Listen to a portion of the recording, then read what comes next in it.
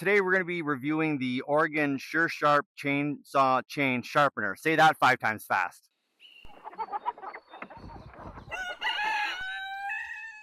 We picked this little sharpener up last night actually because we noticed that as we started milling more boards, we're going through the chains quite quickly, and we're not very good at sharpening them by hand. It's not that we're not good at it, is that we don't do it as much as we should. So we kind of need to take more off. It takes a long time, so we're going to use this guy here.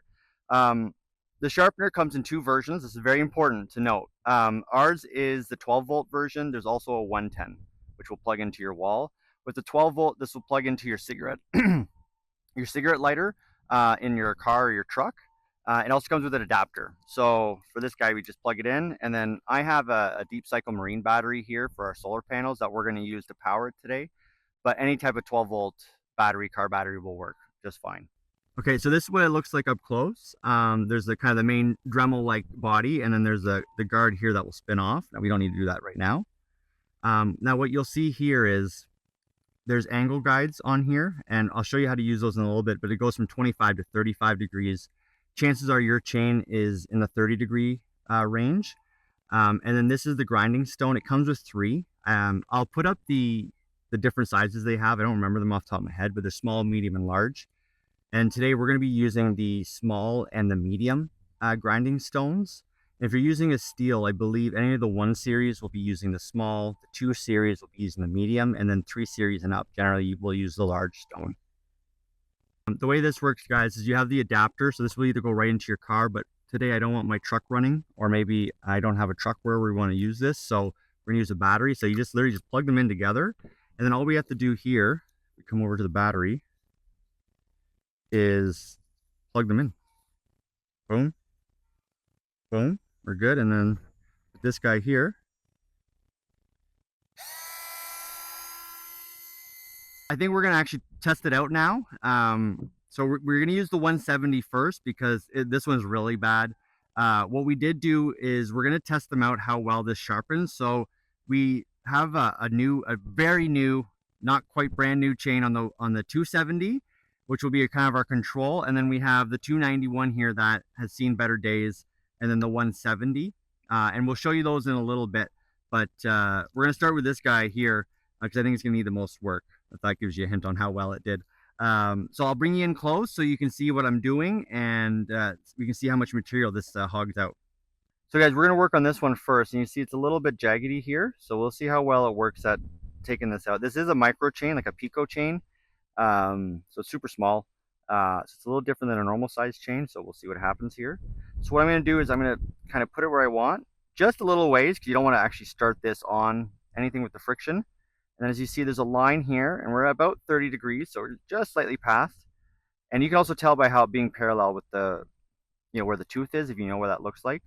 And then what I'm going to do is I'm going to back off. I'm going to turn this on, and then we're going to go forward and back.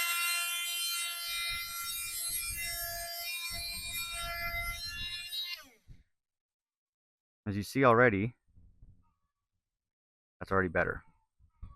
Okay. So then we just continue all the way through. I'm just going to do a little more, see if it helps. I don't think it will, but let's see.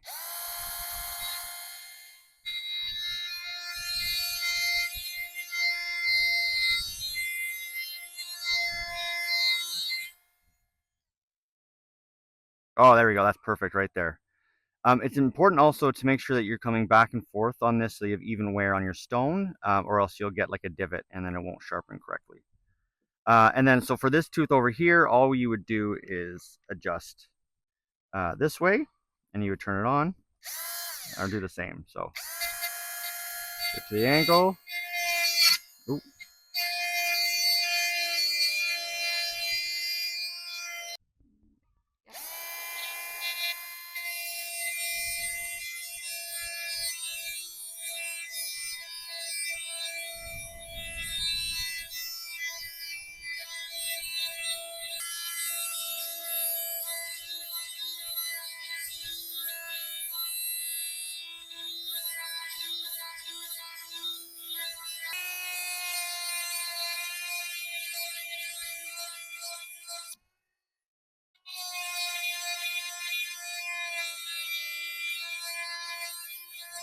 We just did the 170, We just did a quick little test, make sure I wasn't messing it all up, and it works. We won't talk about how much, but it works well. Now I want to do this big boy now, the 291, and it uses a different chain.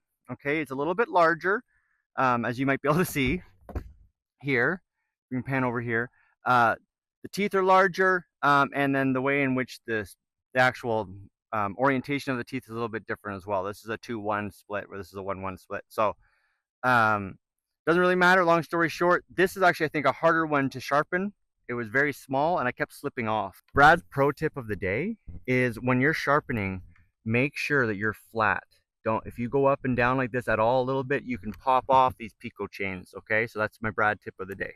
I need to switch this out because it's for the smaller chain to the medium size stone that, as we see, fits in here quite well. Okay, you always want to use the largest stone that you can that fits properly. So for ease of disassembly, I just take this off because it's this. This will keep spinning no matter what, unless you push this button. Okay, now too tight comes with a little wrench. Perfect.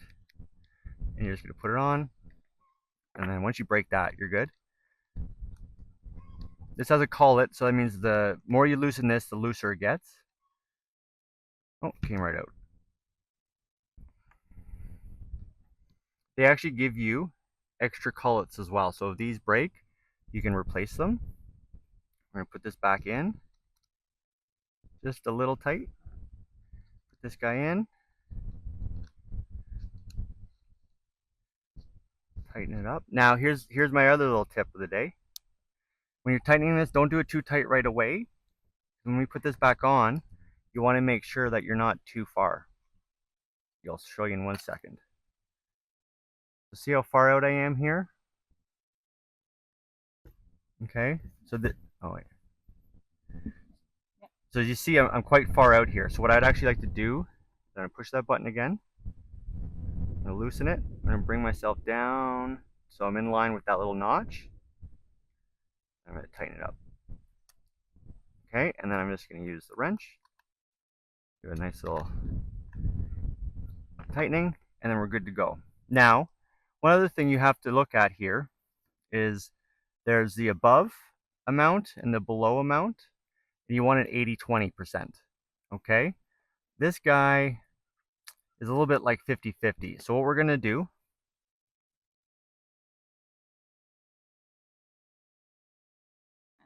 yeah, we're gonna loosen this guy up here. So we've loosened this screw here, which has allowed this guide plate to move. And what I'm gonna do is get this out of your way. Get this out of your way. I'm just gonna move it up. Okay, see how more of it's showing underneath? Now that's too much. Okay, that's for the large stone. Right in the middle there. Just a little bit more. Okay, right around there looks good to me. I don't know about you guys. What do you say? Is that 80-20? Yeah? If I close my eye, yes. Yes, okay. If Katrina closed her eyes, she says yes. Now we can check this as well. So we're going to tighten it up. Okay. And then what I'm going to do is I'm going to come over here. Don't lose you.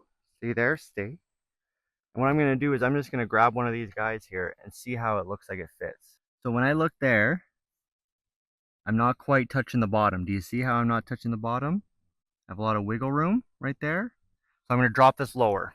I now have it at the lowest setting, which seems to be perfect actually. That seems to fit really well actually. That's the angle I need. So that's the appropriate depth. We're going to sharpen this guy here real quick, and then we'll go to the testing.